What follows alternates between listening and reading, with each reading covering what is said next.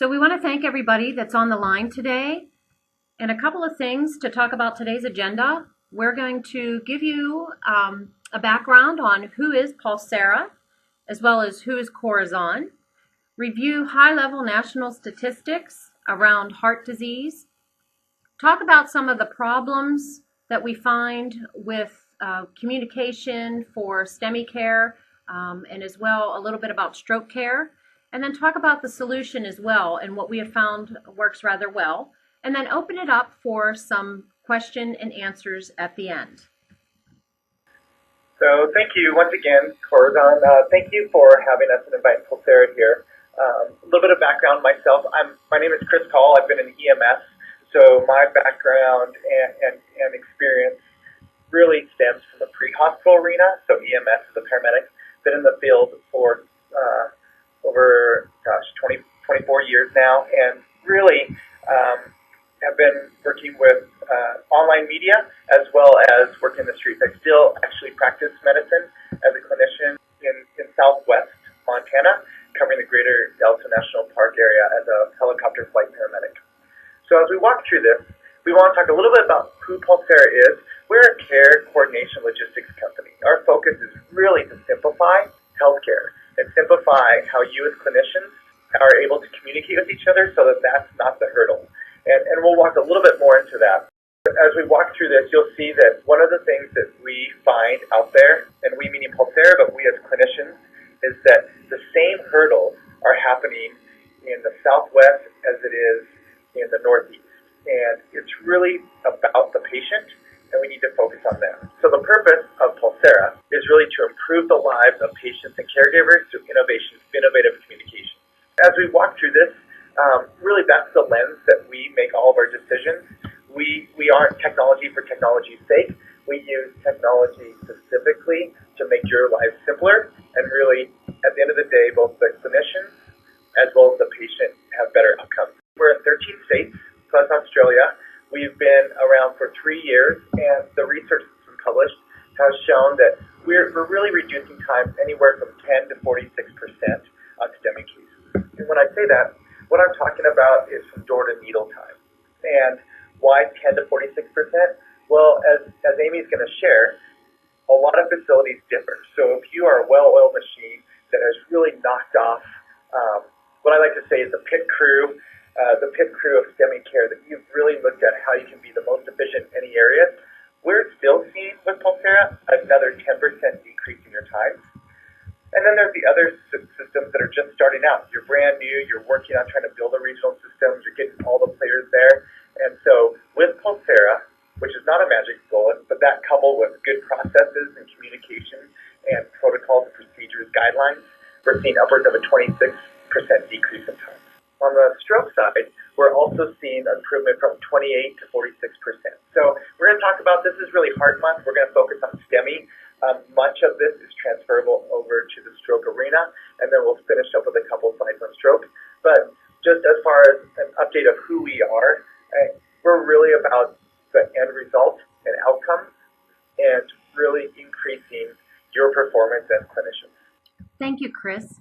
Just to talk a moment about Corazon and who we are a national firm, and we are an industry resource. We consider ourselves the total program solution for service lines from cardiovascular to neurovascular, neurosciences, orthopedics. We offer consulting services, recruitment, interim management, and IT systems specific to actually drive the care of the stroke patient, which is our Cerebros product. We work very closely with hospitals across the country, with physician practices, and day-to-day with clinicians, whether it be feasibility planning, business planning, implementation, building strategies to grow either of those service lines that I mentioned.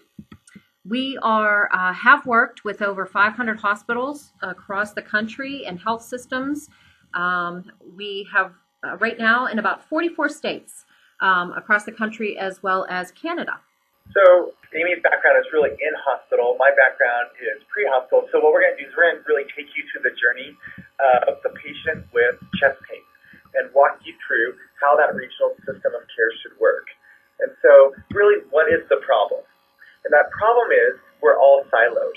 And when we talk about communications, what we say is that we, as paramedics, get dispatched by 911, we work with the patient, and then we communicate with the hospital. When we communicate with the hospital, that's usually through modems, faxes, cell phone, and radio reports.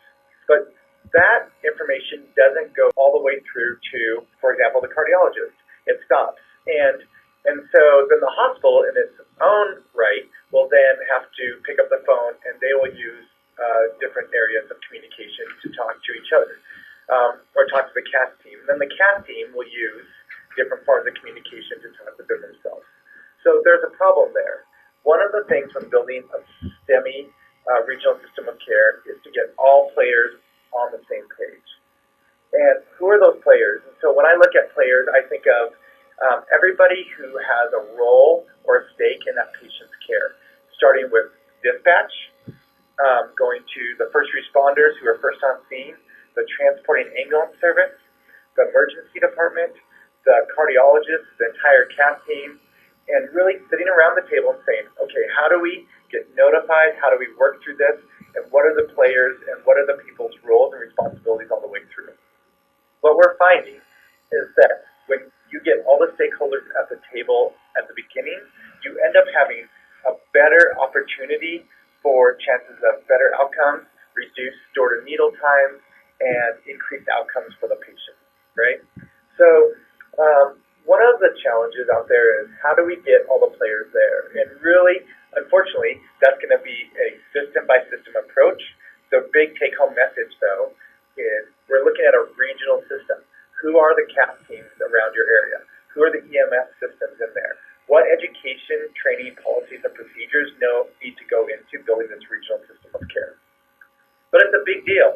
And if you look at this, look at these problems, some of these stats are staggering. Breast cancer. You know that October is Breast Cancer Awareness Month. 40,000 people a year die from breast cancer. You can't watch a football game without seeing the pink ribbon or fly Delta without seeing a pink ribbon, and for good reason, right?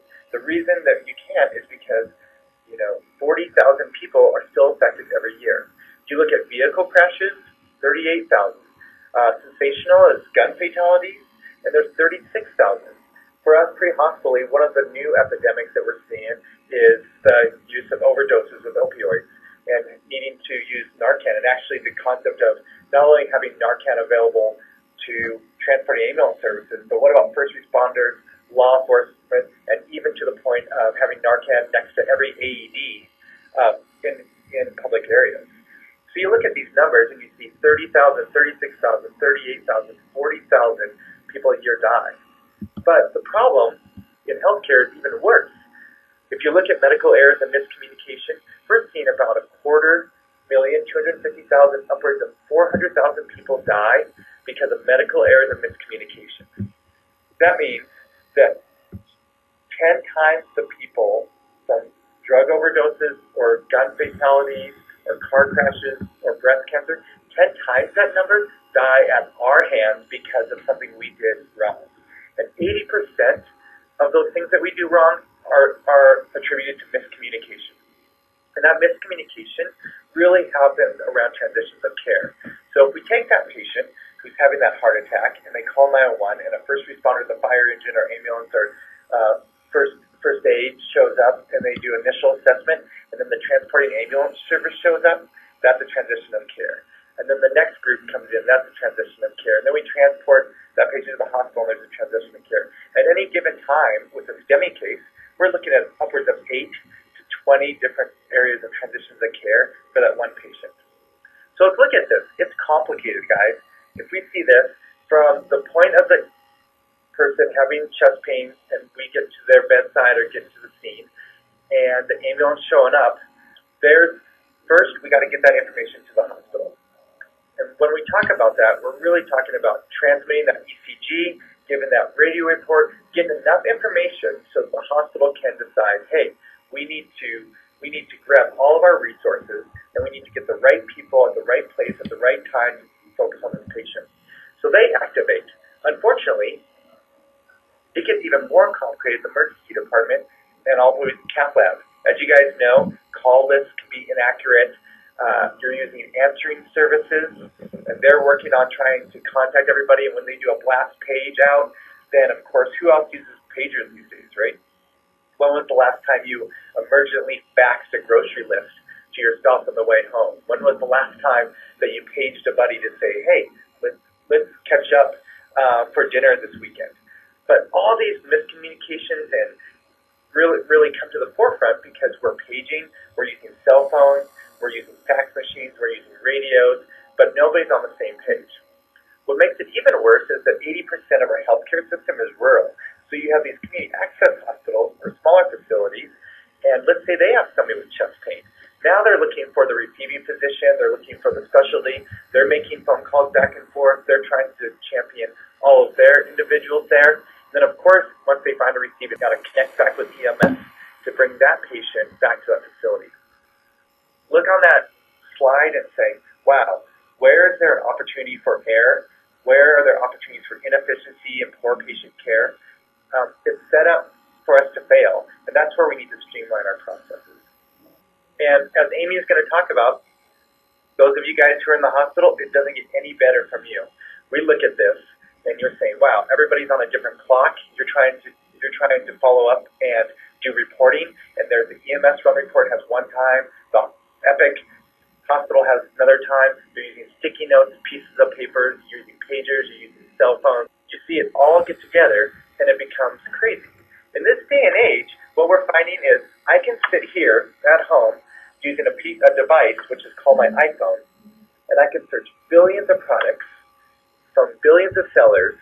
I can read the reviews, and with a touch of a button and a simple click, I can bring in my financial institution, which arguably is just as sensitive of data as healthcare information.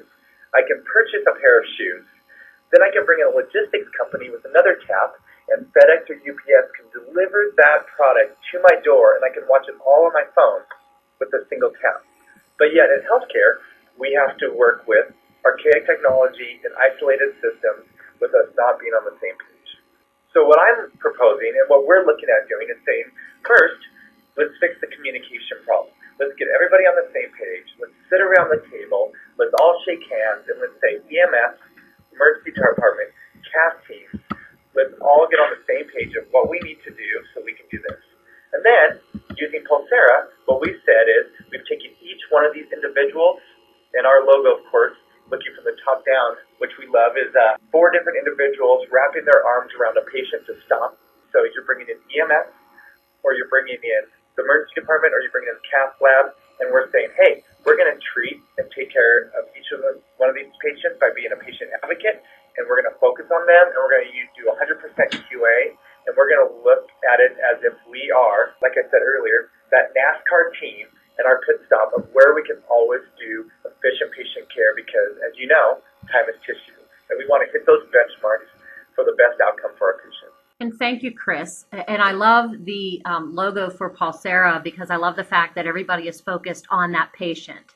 And at the end of the day, when we're working with facilities and collaborating with EMS, with the physicians and the clinicians, it is all about that patient and how we're going to care for them in a very timely and safe manner.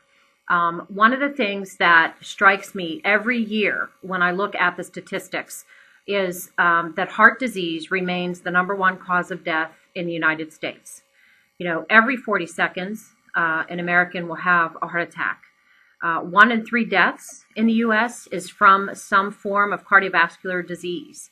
So, and of 1 in 7 is from heart disease, which kills and impacts over 360,000 lives a year. The other interesting thing that I find as I annually look at statistics is the average age when a patient's having a heart attack. Here, according to the most recent American Heart and Stroke statistics, for men, it's the average age of 65.3 years, and for women, about 71.8. However, that being said, we're seeing that patients are younger and younger having their heart attacks or their events. Just yesterday, we all saw that even the healthiest of beings, Bob Harper, who is a well-known coach for healthy lifestyle, had a heart attack and a massive one at the age of 51. So, understanding the risk factors associated with cardiovascular disease, whether they're genetically inherent or whether we as a society are not doing ourselves justice by taking care of ourselves, we do have to recognize, though, that risk factors for cardiovascular disease are absolutely modifiable. And also keeping in mind that, most of us know that when a patient's having an issue, the first thing they're doing is denying the fact that they're even having a heart attack. A lot of patients, will say, oh, I've eaten something that doesn't agree with me, or, my shoulder pain, or, my arm pain, maybe I pulled a muscle. And that's not the case. The best thing that patients can do and that we need to do as their advocates in the community is to educate them and make sure that they know to seek treatment when they have one of these issues. So as we talk about the regional systems of care and continuing into the hospital, as Chris mentioned, typical hospital communication systems can be archaic or they can be disjointed. And it is so important that we have clear communication. A lot of folks may use different systems, a tele-alert system, in-hospital communications, pagers, telemedicine communications. And communication breaks down, even from clinician to clinician. I can sit here and talk about, for many of you on the phone, maybe you've watched Johnny Dangerously at one time, the grapevine. When you know that grapevine, if you tell one person at the front of the table, that same message is going to be something different 8 people in to receiving that message. So let's not forget about that tell a friend or tell a clinician. Because again, the message has to be consistent, the communication has to be very focused. Some of the things that we find as we work with organizations and hospitals specific to offering STEMI services, and hospitals have been doing this for a very long time. We have that national goal and benchmark of less than a 90-minute door-to reperfusion or door-to intervention time. And so working with facilities, collaborating with, as Chris put it, your frontline pre-hospital providers, EMS, fire rescue, it's understanding what they're doing in the field, what their ability and capability is to communicate to the emergency room regarding that patient while they're at the bedside, either in that patient's home or even at an assisted living or another facility. Understanding what it takes to, when the patient arrives, whether that patient arrives via EMS or they walk in, how long does it take your clinicians to recognize and manage that patient? Having the ability to get a 12-lead EKG rather quickly. And we push organizations. We realize that the national standard is to do this in less than 10 minutes. However, we would challenge organizations to do this in less than 3 to 5 minutes. We don't want to shoot for that 50th percentile of just making the benchmark. We want programs to exceed and push towards the 90th or 95th percentile of the benchmark. Once you're able to receive that patient and do the triage, get the 12 lead, how long is it taking clinicians to get the 12 lead in the hands of a physician?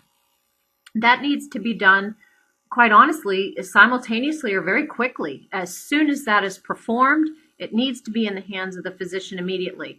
Because again, we know that ED physician has to communicate with that interventional cardiologist that will be potentially treating this patient, especially if they're having an acute MI. Remember, time is muscle, time is tissue. So the clock keeps ticking. And 90 minutes, as many of you on the phone know, goes by very quickly. The other thing, and I know Chris will speak to this as well, it's activating the team. How is this done? Is it done in an archaic way that everybody is going to have their cell phone number listed out from the cath lab on-call team, and the expectation is that we dial each of those clinicians individually? We find and work with programs to think outside the box to be sure that we are able to activate everybody at one touch. And that is where technology is really, really important. As you look down through this algorithm, and the one thing that we really capitalize on is putting those benchmarks of times next to each step to really talk about what is happening, to be sure that we are fluid in our communication and precise. This sample patient flow does not look like this at the very beginning when we work with facilities. It will go through many different iterations before it's finalized, because we need to involve every aspect of care with this patient. So as you think about that Pulsara logo, as again, I think it's very unique in saying, here's EMS, here's the clinician, here's the physician, here's the cath lab team, and at the center of our focus is that patient. So being sure that we have everybody available, we're activating them in a very methodical way, we're making sure that they're arriving within the benchmark that's allotted to them, and we're being sure that we're treating this patient in a very timely manner so that we're able to promote and maybe save some of their heart muscle that may have been stunned during their event. Critical time measurement and documentation. This is something else, and Chris alluded to this earlier in one of his slides, that you have different systems, whether you work with Cerner or Epic, whether or not you have an atomic clock in your ER. All of those systems, if you don't have a time synchronization across the ER and the cath lab, there can be discrepancies within time. And so how do you start charting that time? And it has to be charted each step of that through that patient experience and getting them to their intervention. That total cycle time can be oftentimes difficult on an inpatient perspective. Patients do not predict how they arrive to a hospital or when they're having their STEMI event. So we often find that the inpatient STEMI falls outside of that 90-minute national benchmark. Understanding, as I look at this on this slide, that A is the ED consult, that interventional cardiologist, and getting that cath team and that decision to cath and getting the checklists and all of the processes initiated must be really within a 5-minute timeline. And again, that 90 minutes, that clock keeps ticking from the time that patient's identified as having their issue. The one thing I cannot understate is really doing mock surveys or dry runs to evaluate every step of the process. This includes involving your EMS providers, those pre-hospital providers, and it could be an EMS, it could be fire rescue, even flight providers, because we have seen where in some facilities, because they may be so remote or rural, that they're dependent upon flight to get them in and out of an organization.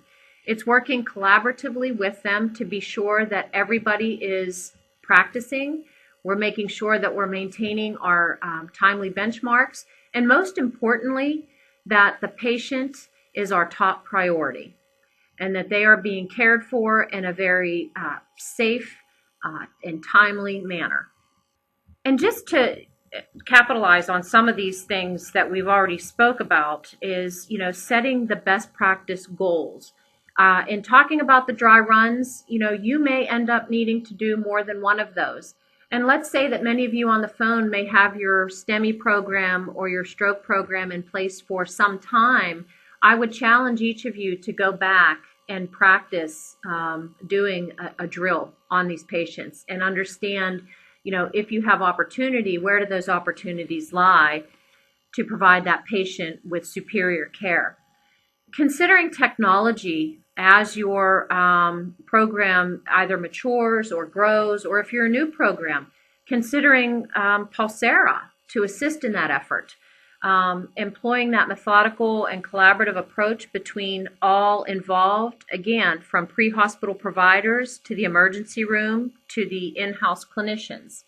Keeping in mind that quality and patient care are your top priority and focus, and that you want to improve and have a very positive impact on providing that patient the highest level of care.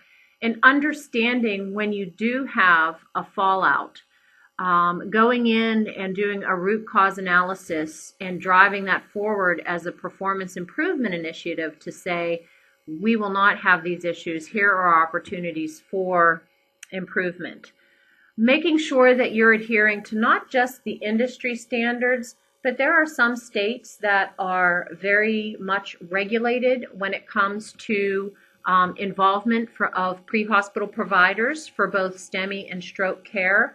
So really familiarizing yourselves with those state regulations and being able to address those needs and to really meet those needs of the state requirements.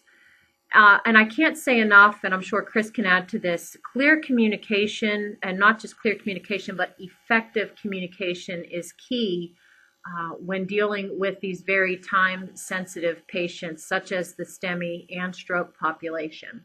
Thanks, Amy. I did want to broach on stroke a little bit as well. What we find, people go to kindergarten and say, you know what I want to be when I grow up? A stroke coordinator or a STEMI coordinator. But they find themselves saying, I want to be a nurse, or I want to be a physician assistant, and then they find that they have a love for cardiology or stroke. And for many of you guys on the line, you may be the stroke coordinator or the STEMI coordinator, or equally as applicable is that you may be both. And so you're saying, hey, what's going on? Well, as we look at trends and we look at history, Amy alluded to the fact that still in a regional system, and we have a lot of work to do in the STEMI arena, but it's somewhat mature.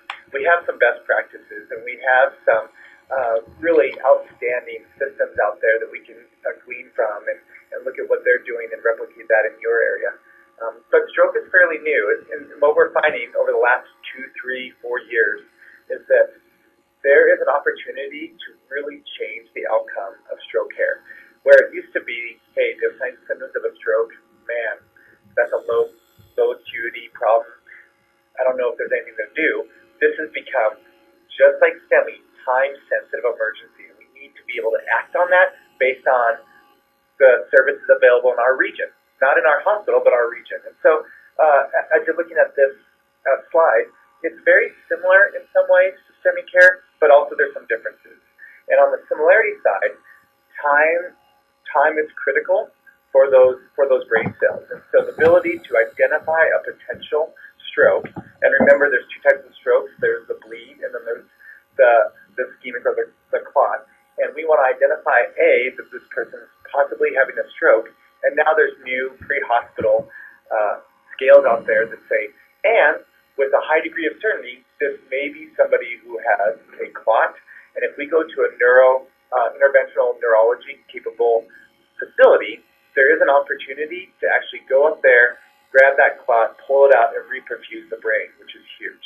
So how is it the same? It's the same in that we need to be all sitting around the table. We need to be talking about processes. We need to be talking about making sure our goals are the same. And we need to do a lot of education training in the pre-hospital side. And we need the trust and cooperation of the hospital to say, hey, we're working alongside of you, that when you transmit or you alert us that you are bringing in a stroke patient, we can, at that same time, not once you get to the emergency department, but before you're even here, start wrangling the troops so that we're available to help critically treat this patient. But where does it differ? I would say it differs because it's more complicated. You know, going from, there's a definitive test that we do pre-hospitally, and that's the 12-lead ECG. And once there, we can say, yes, this is, based on your signs and symptoms and the findings on the 12-lead, this is a STEMI. Unfortunately, there isn't a pre-hospital test. While there are some exams that we do that give a high degree of probability, really the definitive answer out there is the CAT scan. And as you guys have probably read, and those of you guys who are stroke experts out there are a number of, or a handful, I guess, of mobile stroke units, ambulances with CT scanners out there trialing that opportunity. But really, what it is bypassing the emergency department and going straight to that CAT scan to see what's going on in that brain so that you can transmit them or transfer and take care of that patient. But for us, stepping back, Amy and I, it would be remiss if we didn't talk about it, because just like time is everything for the heart, time is everything for the brain, and it really goes down philosophically to communication and partnership and building out a program that you can work through. Absolutely, Chris. I couldn't have said that any better myself. The similarities, as you mentioned, are there. But to be quite honest, STEMI in many situations is not new to some folks. So where stroke is, and understanding to kind of rally those troops and rally those folks in advance of the patient's arrival really just helps that patient have a better outcome, long run and long term. So, the window of timing is a little bit different between the STEMI and the stroke patient, but still very time sensitive when it comes to administering things like TPA.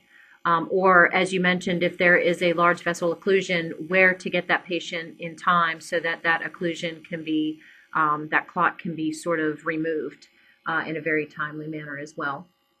If you have any additional questions about Corazon or Pulsara's services, please feel free to contact us at 412-364-8200 or 877-903-5642.